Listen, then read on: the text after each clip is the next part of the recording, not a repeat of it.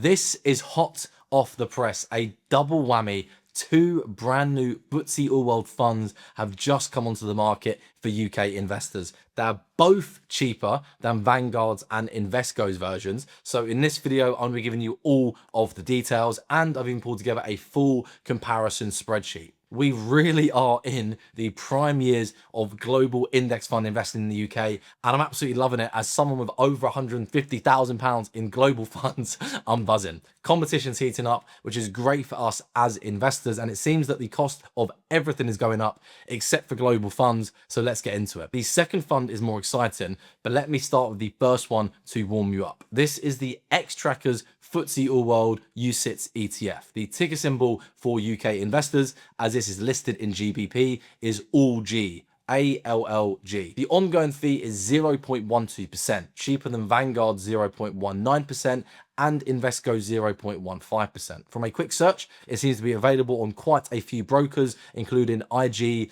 AJ Bell, and Interactive Investors. Trading212 have it as well. This is the official fund page. I'll link it down below if you want to do your own research. It's also made its way onto Just ETF, one of the best ETF researching tools for us in the UK. Now, you might not have heard of Xtrackers. They are the ETF arm of DWS. DWS is a massive German asset manager. They are huge in Europe, although much smaller in the UK, which is one downside, I guess. The brand recognition or name isn't there as much for this ETF fund provider compared to some others for us in the UK.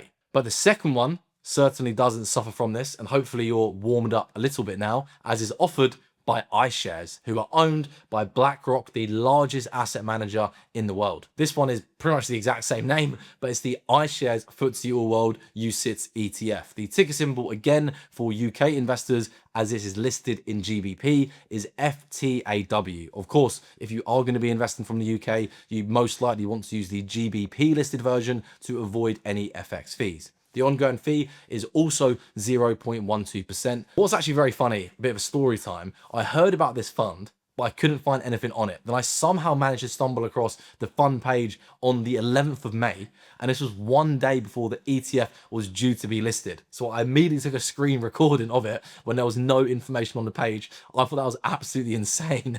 But as you can see, the inception date of the fund is the 7th of May, and it was listed literally the other day on the 12th of May. But I had a quick look, and it doesn't appear to be available on any brokers yet. And there's also no Just ETF page available. So keep an eye out. Hopefully it will be on a few UK platforms soon. This one though, along with the Xtrackers one, as they are both ETFs rather than mutual funds, they should be available on most UK investment platforms. We just might need to give it a little bit of time. This is the official page for the iShares ETF. I'll link this one down below as well. So how do these two new FTSE All World funds compare to the existing funds? Well, let me take you into my sheets. They are in direct competition with Vanguard's version and Invesco's version, as they both track the exact same underlying index. Now, these two new funds from Xtrackers and iShares currently only have an accumulation version, so they're directly comparable to VWRP and FWRG. Just in case you're unfamiliar, very quickly, the FTSE All World is a global index. It tracks large and mid-cap stocks from developed and emerging markets. So it's not as diversified as the FTSE Global All Cap, as that index also includes small cap stocks, but it still tracks the FTSE All World, around 90% of the total global stock market, so it's insanely diversified. As you'd expect, these new ETFs are much smaller in size, which is no surprise given they've just come onto the market. But of course, they've undercut the incumbents, Vanguard and Invesco, and are now the joint lowest fee on the market. For both the FTSE All World, but also for global ETFs in general, these new funds with a 0.12% fee is the same as the ACWI ETF, although it's worth saying none of these are as cheap as the PACW ETF, which still has a 0.07% fee at the time of recording. It's actually quite funny. I imagine iShares and Xtrackers didn't realize each other was going to release a FTSE All World ETF. If they did, or one of them caught on, I wonder if one of them would have had a 0.11% fee to be the cheapest. But the standout feature, of course, of these two new ETFs is the 0.12% ongoing fee. What's amazing is the iShares index coverage, nowhere near Vanguard's at 89%, but it's already overtaken the Invesco version and has nearly 60% coverage of the underlying index. The one fund I haven't included in my comparison spreadsheet, which also tracks the FTSE All World, is the HSBC FTSE All World, which has a fee of 0.13%. I haven't included it as that's a mutual fund, not an ETF, and being a mutual fund, it's not as available on many platforms, but that was previously the lowest fee FTSE All World option. But overall now, this means there's now 5 fund managers offering a FTSE All World fund. 4 of them are ETFs and 1 is a mutual fund. And in terms of how these funds are tracking, comparing them against each other, the iShares one, as I mentioned, isn't yet available, but the Xtrackers one is tracking well so far. It's only been around for a month, so a massive caveat, but it's actually got the best return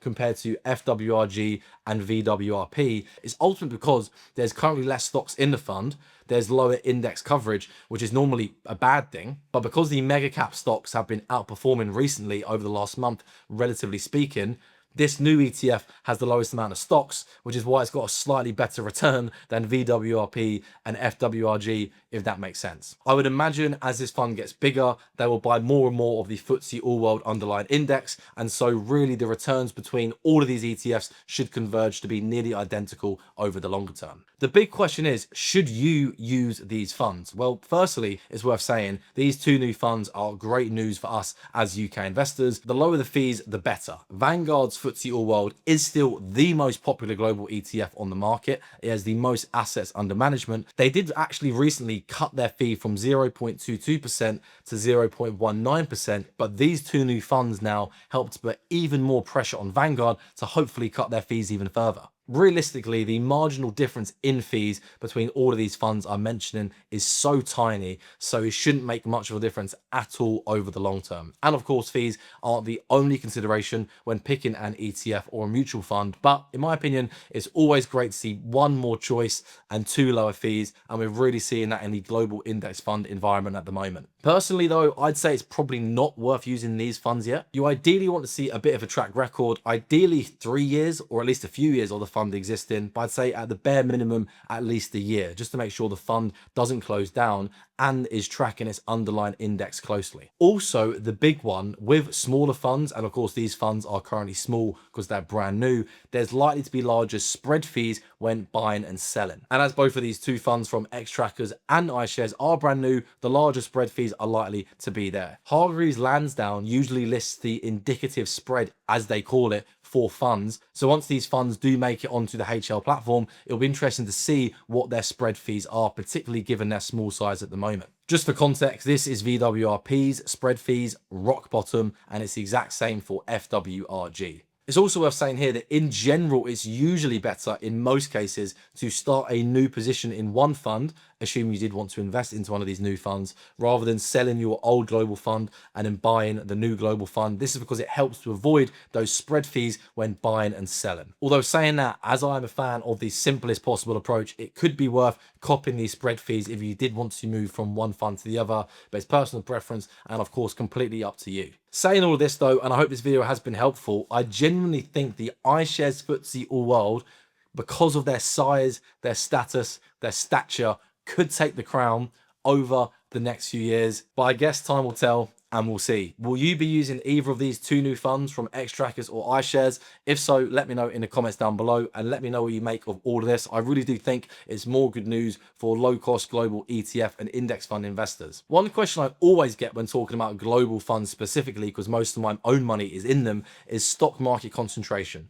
Is the current market over concentrated? If you've been currently thinking the same, watch this video on the screen next. It will help to answer that question and hopefully put your mind at ease.